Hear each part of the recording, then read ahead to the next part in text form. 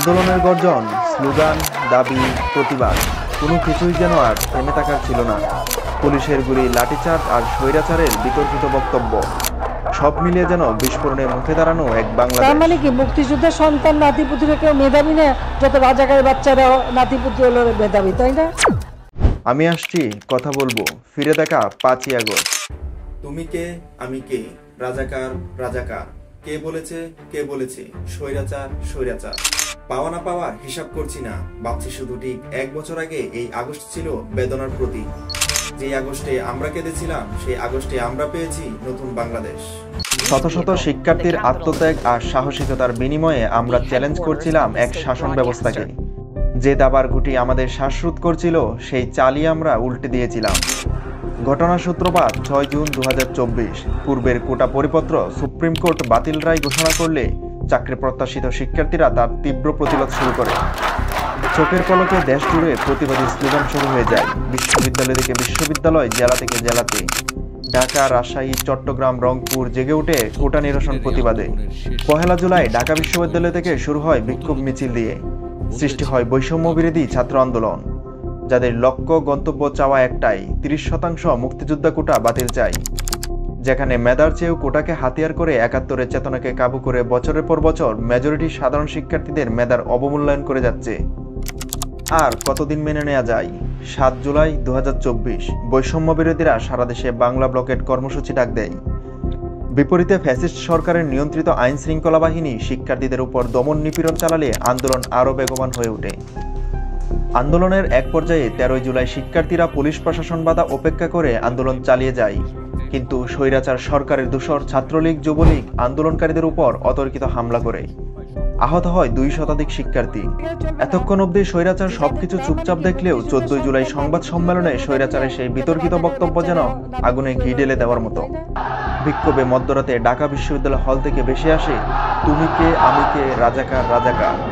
যেই সংবাদ সম্মেলনে শিক্ষার্থীরা আশা করছিল তাদের দাবি মেনে নেওয়া হতে পারে, বিপরীতে শুনতে হলো আপনি, আমি, আমরা সবাই রাজাকার। স্বৈরাচার পতনের বীজ রোপণ হয়েছিল মূলত 14 জুলাই সেই বিতর্কিত বক্তব্যের পর। সেদিন রাত 11টায় ঢাকা বিশ্ববিদ্যালয় সহ অন্যান্য প্রতিষ্ঠানে আওয়ামী সন্ত্রাসী শিক্ষার্থীদের উপর দ্বিতীয় দফায় অতর্কিত হামলা করে। পরিস্থিতি সামাল দিতে না পেরে ঢাকা বিশ্ববিদ্যালয় সহ আশেপাশে এরিয়াতে নেটওয়ার্ক বন্ধ করে দেয় ফ্যাসিস্ট অথরিটি। পরদিন 15 জুলাই রংপুরে বিক্ষোভ মিছিলের এক পর্যায়ে বেগম রোকেয়া বিশ্ববিদ্যালয় শিক্ষার্থী আবু সাইদ পুলিশের গুলিতে নিহত হলে আন্দোলন ফুঁসে ওঠে চরম মাত্রায়।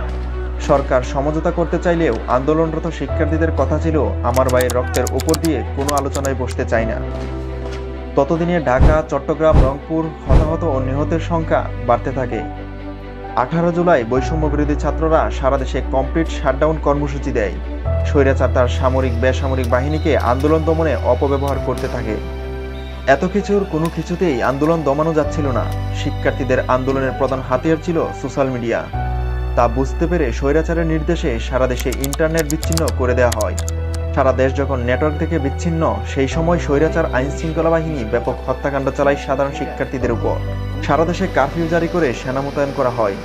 22 জুলাই 9 দফা দাবিতে 48 ঘন্টা আলটিমেটাম দেয় বৈষম্য বিরোধী ছাত্র আন্দোলনের শিক্ষার্থীরা।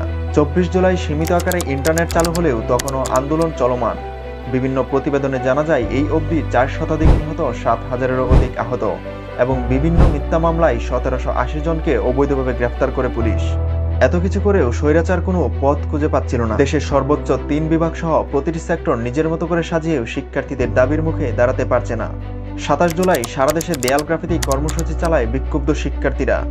তবে বৈষম্য বিরোধী ছাত্র আন্দোলনের পুলিশ হেফাজতে অবরুদ্ধ থাকা 6 সমন্বয়ক আন্দোলন প্রত্যাহারের ঘোষণা দিলে বিক্ষোভ ছড়িয়ে পড়ে সারা দেশে। জোরপূর্বক মিথ্যা বিবৃতি প্রতিবাদে 29 জুলাই সারা দেশে আন্দোলনে জোয়ার আসে। স্কুল, কলেজ, বিশ্ববিদ্যালয়ের শিক্ষার্থীরা একত্রে চোখ রাঙানো স্লোগান, ব্যানার, ফেস্টুনে তীব্র প্রতিবাদ করতে থাকে। ততক্ষণে আন্দোলন ছাড়িয়ে যায় শহর থেকে শহরে। 4 আগস্ট সারা দেশে অসহযোগ আন্দোলনের ডাক দেয় বৈষম্য বিরোধী ছাত্র জনতা। দাবি সেদিন একটাই, এক দফা এক দাবি, স্বৈরাচার পতন চাই। স্লোগানে স্লোগানে উত্তাল কেন্দ্রীয় শহীদ মিনার। বুকের ভেতর পাহাড় চাপা কষ্ট, বিষাদে জর্জরিত শিক্ষার্থীরা শুধু মুক্তি চায় এই স্বৈরাচারের শাসন থেকে। 4 আগস্ট বৈষম্য বিরোধী ছাত্র জনতা ঘোষণা দেয় লং মার্চ টু ঢাকা। শিক্ষার্থীরা আহ্বান করে সারা দেশের সকল মানুষদের, শিক্ষার্থী সহ দেশের সকল মানুষের চাপের মুখে স্বৈরাচার শেখ হাসিনা বাধ্য হয় পদত্যাগ করতে, দেশ ছেড়ে পালিয়ে যায় ভারতে। 5ই আগস্ট উদিত হয় নতুন সূর্য, গত 17 বছরের কালো বাংলায় নতুন আকাশ। তবে এই বিজয় যতটা কঠিন ছিল তার চেয়ে বেশি কঠিন ছিল দীর্ঘ সময় ধরে আন্দোলনের অদম্য সাহস আর ইচ্ছাশক্তি ধরে রাখা। বাংলা ব্লকের কমপ্লিট শাটডাউন, লাল কাপড় বেঁধে কর্মসূচি, march for justice, long march to Dhaka আর চোখ রাঙানো এক একটি স্লোগান যেন বারবার পুনরুজ্জীবিত করেছে আন্দোলনকারীদের। তবে আমরা হারিয়েছি আবু সাঈদ, মীর মুগ্ধ সহ অনেক বীর যোদ্ধাদের। যেই প্রজন্ম 71 দেখেনি তারাই সেদিন 24 দেখিয়েছিল। সোশ্যাল মিডিয়ায় মিম শেয়ার করা, রাত জেগে নেটফ্লিক্স দেখা জেনারেশন দেশের প্রয়োজনে নিজেদের উৎসর্গ করে দিতে যে কার্পণ্য করে না, তারই ফলাফল 5ই আগস্ট। দীর্ঘ 17 বছর পর আমরা স্বৈরাচারী শোষণ থেকে মুক্তি পেয়েছিলাম। স্বৈরাচার পতনের আজ 1 বছর, ফিরে দেখা ফের আগস্ট। কি পেলাম, কি হারালাম, তার চেয়ে বড় কথা আমরা পেয়েছিলাম নতুন বাংলাদেশ।